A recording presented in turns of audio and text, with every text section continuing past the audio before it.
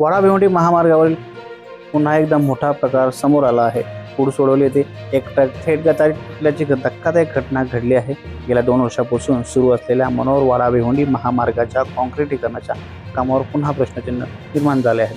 पुडसोडवली परिसरात गटारावर टाकलेल्या स्लॅबच्या निकृष्ट कामामुळे एक ट्रक थेट गटारीत कोसळल्याची घटना घडली।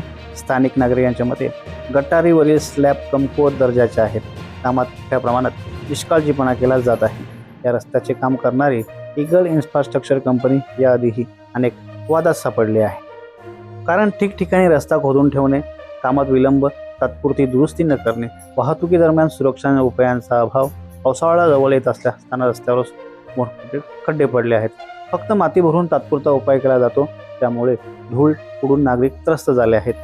अपघातांचा मोठा धोका वाढला असून याआधीही कुरुस नाका परिसरात गटारीच्या निकृष्ट कामामुळे मोठा खड्डा पडल्याच्या घटना समोर आल्या होत्या। यावर प्रशासन काय कारवाई करणार, हे अजून मोठ्या अपघातांची वाट पाहणार।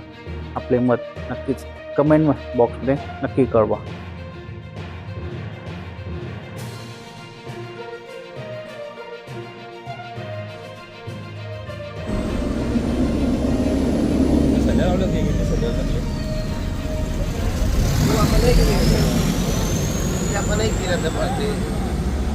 अपन नहीं गिरा था है